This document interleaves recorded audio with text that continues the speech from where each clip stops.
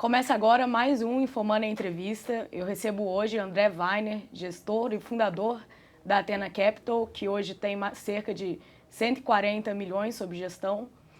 O André a gente fez uma entrevista para o site da Infomania em meados de junho. E naquela época você alertou que o próximo rally da Bolsa viria das small caps. E a gente viu isso realmente acontecendo, várias ações de baixa liquidez disparando nos últimos meses. Eu queria saber de você, quem ficou de fora desse rally, ainda dá tempo de entrar? Bom, primeiro, obrigado pela oportunidade, Paula. Sim, eu acho que sim. As small caps começaram a andar, mas ainda cases muito específicos, principalmente cases de varejo. Acho que tem muita coisa interessante ainda. Minerva, para a gente, é um exemplo clássico. São Martinho é outro. Tupi é outro. Acho que existem alguns casos ainda de empresas que estão com uma tocada de resultado muito boa, mas não sendo ainda olhadas pelo mercado, porque o mercado hoje ainda, casos à parte, ainda está um pouco atrás da liquidez. Então, esse rally, embora tenha sido uma disparada muito forte de algumas ações, ainda não deixou a Bolsa cara no Brasil. Eu acho que não. Eu acho que depende muito com o que você quer precificar. Acho que num cenário de fato de juros caindo e as coisas evoluindo no Brasil, o que a gente olha hoje, a métrica de preço sobre lucro, né, essa métrica que o investidor gosta muito de olhar, se você olhar a situação corrente, a Bolsa é um pouco esticada. Só que esse preço sobre lucro ele pode cair pela metade em 1, 2 anos por conta da alavancagem financeira das empresas. Então, eu acho que tem que olhar mais à frente, acho que tem que olhar caso a caso, ainda tem bastante oportunidade de fato. E setembro, final de agosto, setembro, vai ser um período decisivo para o Brasil. Você acha que ainda tem muito investidor, principalmente os estrangeiros, esperando realmente uma decisão ali definitiva para poder entrar no Brasil? Eu acho que sim, assim, é sempre uma coisa difícil de ler, mas a gente teve tanta reviravolta política no país, eu acho que sim, principalmente o estrangeiro, ele está esperando o cenário ficar limpo de vez, vamos dizer assim, para não ter chance de tomar um susto e aí vir entrando. Eu acho que mais que sacramentado o impeachment da Dilma, eu acho que o mais importante de fato vai ser a aprovação de novas medidas no Congresso, principalmente em âmbito fiscal. Eu acho que isso vai ser a sinalização mais importante e que deveria ditar o mercado para o segundo semestre, principalmente. E esse fluxo a gente já começou a ver em alguns ativos. Nos últimos dias, principalmente, o volume financeiro movimentado com alguns ativos tem sido muito expressivo. Você acha que eles já estão dando uma sinalização de que vai ter dinheiro realmente entrando? Eu acho que sim. Eu acho que principalmente com os resultados melhorando, acho que vai saltar aos olhos das pessoas, né? Hoje a gente está ainda muito num molde de expectativa, né? Os resultados vão melhorar, mas assim, a melhora hoje ainda é muito gradativa. Eu acho que à medida que ela de fato vier e as pessoas conseguirem enxergar o nível real de valuation que as empresas estão negociando, e tem muita coisa, na minha opinião, ainda barata, acho que esse dinheiro vai vir naturalmente. No começo da entrevista você citou 3 cases que você acredita que ainda tem um potencial. Antes de a gente passar para esses cases, eu queria só destacar alguns papéis que a gente comentou na última entrevista. Um deles era a M. Dias Branco, que é uma das maiores posições que vocês têm no fundo, tinham na época pelo menos. E aí eu queria saber, daquela época para agora a ação subiu 27%, no ano sobe cerca de 80%. Ainda é uma ação interessante na visão de vocês? Sim, eu acho que sim. Eu acho que é uma ação que a gente ainda gosta, a gente ainda tem, é uma posição relevante do fundo. Ontem saiu o resultado, foi numa dinâmica que a gente imaginava, a magnitude foi até maior, mas a dinâmica de repasse de preço, de expansão de margem, de fato ocorreu, então está corroborando com o case. Tem linhas específicas que estão rodando até melhor, como somente a parte de custo, que é algo que a gente vê com uma grande opcionalidade na empresa, que é a melhora de SG&A. Então sim, a gente ainda gosta, ainda acha a ação num valuation bastante atrativo. Ela é tão barata quanto ela era 6 meses ou 1 ano atrás? Não, não é. Mas o cenário mudou também, né? Hoje você tem uma segurança muito maior nos números. Então você bota tudo na balança, ainda é um case que a gente gosta bastante. E na Bolsa a gente vê a reação hoje, antes da gente iniciar a entrevista, o papel estava subindo cerca de 3%, 4%. Então o mercado parece que realmente gostou do resultado. Na entrevista que a gente fez em junho, você comentou alguns pontos da empresa legais de destacar. Eu queria que você voltasse na empresa especificamente. Claro. Paula, na verdade, quase todo ativo que a gente investe, a gente procura um diferencial para os seus competidores, né? E a M. Dias, ela tinha isso. Então, ela tem o business de massas e biscoitos é muito regional no Brasil. Então, no Nordeste, ela tem quase 70% de market share, ela tem uma marca muito forte e, por consequência, tem uma capacidade maior de repassar preço. Então, quando a gente olhava 6, 7 meses atrás, a margem da empresa estava muito baixa por conta do aumento do trigo em dólar, né? Então, quando você transformava para real, então, mais ainda. A empresa fez uma estratégia de segurar preço, tá? Por conta do momento da economia, principalmente no Nordeste, que tem uma renda per capita mais baixa e sofre mais com a crise. E ela foi muito correta, ou está se provando correto agora, em repassar o preço só no início desse ano. E isso é muito importante, porque mostra de fato o diferencial que a empresa tem para os competidores. Ou seja, se a M Dias estava com margem baixa, imagina os competidores que têm rentabilidade bem menor. Então, por isso que esse diferencial para os competidores, que está ficando mais claro agora, é algo que a gente sempre procura não só na M Dias, mas em basicamente todos os cases. Então, acho que esse é um ponto que vale ressaltar. E o segundo é a questão dos custos, né? A empresa realmente tem muito espaço para ganho de eficiência e isso está ficando cada vez mais claro à medida que os resultados vão saindo. Então é bem provável que a empresa esteja rodando em 2017 com margens até superiores às que a gente trabalha.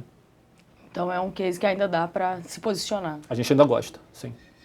E outro ativo que a gente comentou, que eu acho que é interessante ressaltar e também hoje reage a balanço, é Porto Seguro, um papel que chegou a ser um pouco mal visto pelo mercado por conta da situação econômica do país, mas que vocês gostam. Eu queria entender o que vocês veem no papel de interessante e também sobre esse resultado hoje, se é algo que pode penalizar a ação. Perfeito. Primeiro assim, Paula, sim, acho que pode penalizar a ação. Como é que funciona o business de seguros, né? Acho que vale uma analogia para o setor bancário. Quando você precifica o preço do seguro é em cima de uma sinistralidade específica. Quando você erra, é natural que o teu ROE, a rentabilidade em cima da sua operação, caia muito. O bom do business de seguros é que os ciclos são muito curtos, né? São ciclos de 1 ano, no caso de seguros de automóveis. Então a Porto Seguro vai conseguir corrigir esse erro, se é que dá para dizer que é erro, né? Ninguém imaginava que a economia ia chegar onde chegou, muito rapidamente. Então, apesar dos números estarem rodando bastante ruins por conta de sinistralidade pior, e isso vem muito principalmente por conta de furtos, isso vai ser corrigido rapidamente em 2017. Então, apesar dos números estarem vindo ruins no curto prazo, vieram até um pouco abaixo do que a gente imaginava, nada demais, mas um pouco abaixo, eu acho que muda basicamente nada para 2017, porque isso vai ser colocado na reprecificação do seguro. Como a Porto Seguro ela tem os mesmos diferenciais para os competidores do que a M Dias tem, né? Ela tem uma rentabilidade superior a seus competidores, todos eles, na nossa opinião, estão na necessidade de repassar preço. Isso já está acontecendo, na verdade. Vocês pegarem o conference call da Sul América, apesar da Sul América ser menor em seguros de automóveis, ela já sinalizou isso, que está vendo repasse de preço em seguros de automóveis. Então, isso vai fazer com que a rentabilidade do Porto Seguro, ao longo de 2017, se já não for no segundo semestre de 2016, volte a subir. Então, apesar dos resultados piores, a gente acha que a dinâmica não mudou. E para vocês, ela é um case melhor do que a Sul América. A gente viu nos últimos dias o papel da Sul América reagindo bem forte na Bolsa. Para vocês, Porto Seguro ainda tem um ganho de competitividade. Sim, a gente acha que o business de seguros de automóveis é bem melhor que o business de seguros de saúde, estruturalmente falando. Então, a gente, como business, prefere mais a Porto Seguro. E cenário de queda de juros que a gente pode ver nos próximos meses, isso não afetaria a rentabilidade da companhia? Então, uma das coisas que a Porto Seguro considera na hora de precificar o preço do seguro é qual vai ser o CDI. Então, ela olha a rentabilidade final da operação dela. Então, com o CDI mais baixo, o repasse de preço vai ser mais alto. Então, o que a gente pressupõe, e é o que a gente, olhando para trás, é o que a gente vê, é que o impacto ou ele é muito baixo ou ele é nulo da queda de juros, porque isso é colocado no preço.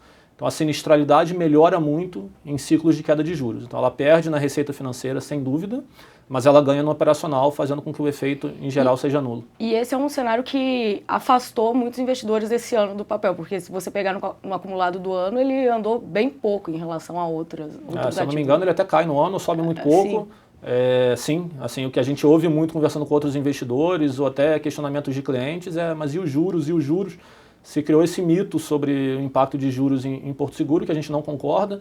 A nossa carta referente ao primeiro semestre foi até sobre Porto Seguro, para tentar mostrar que esse efeito não é o que as pessoas imaginam. E é por isso que está tendo oportunidade, de fato, né? A gente chega a Porto Seguro negociando a próxima 1,3 vezes book ano que vem. O histórico dela é próximo a 1,6 e a gente não vê nenhuma razão para ela negociar longe do histórico. A gente acha que ela vai voltar a ter rentabilidade que ela teve historicamente, e o que está acontecendo naturalmente é conjuntural, cíclico, né? Ela está num momento do ciclo que ainda vai entrar o repasse de preço para ajustar a sinistralidade pior, por isso não vê nenhuma razão para a empresa negociar com desconto. Eu diria que a Porto Seguro hoje ela é muito parecida com o que era bancos há 6 meses, 8 meses atrás. Ou seja, um price book muito baixo, rodando numa expectativa de ROE muito baixa também, por conta de uma inadimplência subindo que ninguém sabia onde ia parar. E agora isso já está começando a se reverter. Eu acho que isso ficou claro no resultado do Itaú. É o que a gente acha que vai começar a acontecer com o Porto Seguro também, mas na parte de automóveis. E outros ativos que estariam oferecendo uma oportunidade na Bolsa nesse momento, quais você poderia citar? Então, hoje o que a gente vê como maior oportunidade foi, como você tem no início, que é a Minerva, né? É um case. Hoje as pessoas não querem ouvir falar de dólar, né? Então as pessoas têm parte da receita dolarizada, as pessoas querem distância e não param para fazer conta. Eu acho isso um equívoco, primeiro porque muitas vezes o impacto é muito menor na prática do que as pessoas imaginam. Segundo, porque você pode estressar o câmbio e mesmo assim a empresa continuar sendo viável, continuar sendo eficiente, continuar sendo barata. E é o caso da Minerva. Então a gente vê a Minerva hoje, status quo da empresa, muito barata, numa dinâmica de resultado. O ciclo não está positivo, vai ficar a partir do ano que vem, mas mesmo assim os resultados estão bastante fortes para o momento do ciclo. Essa abertura de mercado dos Estados Unidos é um evento que as pessoas estão dando pouca importância, mas a relevância é enorme. Ou seja, se você pegar os países que seguem os Estados Unidos em termos de aprovação sanitária, o mercado potencial para exportação de boi do Brasil pode crescer em 40%. Então, assim, realmente é mudança de paradigma para a empresa, que você não vê nos resultados hoje, mas você vai ver nos resultados futuros. Então, você já vê uma empresa muito barata hoje, a despeito do câmbio, e com funcionalidades enormes, que são realmente mudança de patamar, que ninguém está colocando nos números. E outra ação que você comentou foi São Martinho. Na semana passada a gente fez um painel só de small caps aqui no InfoMoney, e uma das ações comentadas nesse painel, foi até a que abriu o painel, foi São Martinho. Comentada pelo gestor da XP Gestão, João Braga, que ele também gosta bastante do case. O que você vê na ação que traz uma oportunidade? Primeiro, assim, a empresa é muito boa, muito bem gerida, dá um retorno sobre capital bastante elevado na operação, né, se você isolar terras, que é uma particularidade que tem que ter na operação de açúcar, de cana. A gente vê um déficit de açúcar por pelo menos 2 anos no mundo. Tá? E mesmo que o açúcar não suba mais, mantendo o açúcar como ele está hoje, a gente vê uma geração de caixa na empresa muito grande. Então, assim, é um bom case, muito barato e com um momento positivo. Então, acho que tudo que a gente procura num case, a gente encontra em São Martinho. Tá? Por isso que a gente gosta bastante. E para finalizar a sua terceira ação? Olha, uma ação que recentemente a gente voltou a investir é Lojas Americanas. Tá? Primeiro, a gente está na Lojas Americanas ON e não na PN, porque a gente acha que esse desconto de 30% a mais é completamente injustificável. Né? Ou seja, a ação do controlador é a ON, o dividendo é o mesmo, a razão do desconto é a liquidez, mas eu acho que é algo que se ajusta ao longo do tempo. Eu particularmente até acho que no futuro a gente vai ver eventualmente uma discussão sobre migração para a classe de ações única, porque não faz sentido você ter a ação do controlador valendo muito menos que a ação do minoritário. Então por isso a gente está na ON. É um papel que vocês entraram recentemente? Recentemente. Tá? Eu diria que de 3 meses para cá a gente vem montando posição. Tá? E por que a gente voltou a olhar? A gente tinha muito receio de um eventual aporte de capital na B2W, feito pelas Lojas Americanas, por conta da situação financeira da B2W. Isso de fato aconteceu.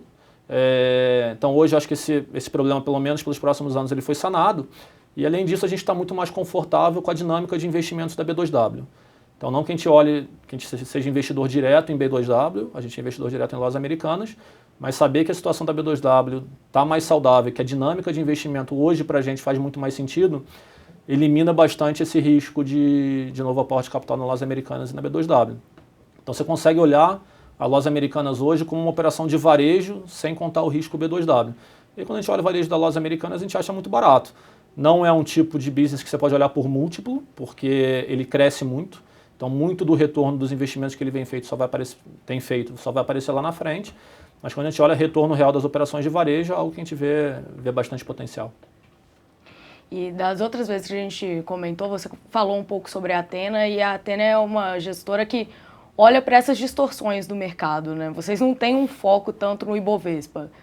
Isso aí, é zero foco no Ibovespa, é distorção, ou seja, hoje em M Dias a gente está falando de resultados excepcionais. Quando a gente investiu em M Dias, era o dólar subindo, o trigo não tinha começado a cair, o repasse de preço não tinha vindo. Então o que a gente gosta de fazer é, quando a gente identifica os diferenciais competitivos, é normalizar os resultados das empresas. A gente vai saber quando vai normalizar, isso é sempre muito difícil. Mas você normalizar e ver se num cenário normalizado a empresa tem valor. Se for uma boa empresa e tiver valor normalizado, a gente vai estar investindo. E nesse momento vocês têm achado bons ativos para investir? Sim, acho que ainda tem bastante coisa interessante. Eu acho que o que mudou, Paulo, foi o perfil do ativo que dá oportunidade no mercado, né? Se a gente estivesse conversando há 6 meses, 8 meses atrás, eu ia vir aqui falando de varejo, tem que ter muito varejo, os múltiplos tão baixos. Eu acho que agora mudou. Tem ativos com parte da receita dolarizada que ninguém quer ouvir falar, tem empresas que estão no momento do ciclo negativo como Porto Seguro ou questionamento em cima de juros. Então o que eu acho que mudou é o perfil de ativo que está dando oportunidades. O que subiu basicamente, claro que quase tudo subiu, mas assim, mudança de patamar de fato, re-rating, você teve nos ativos mais sensíveis a juros, né, por conta do fechamento da curva longa. Eu acho que os perfis de ativos perfil de ativo mais defensivo ainda tem muita oportunidade. Bom, Weiner, gostaria de agradecer a sua presença aqui no Infomoney. Muito obrigado pela entrevista. Obrigado a você, Paulo. E uma ótima terça-feira a todos.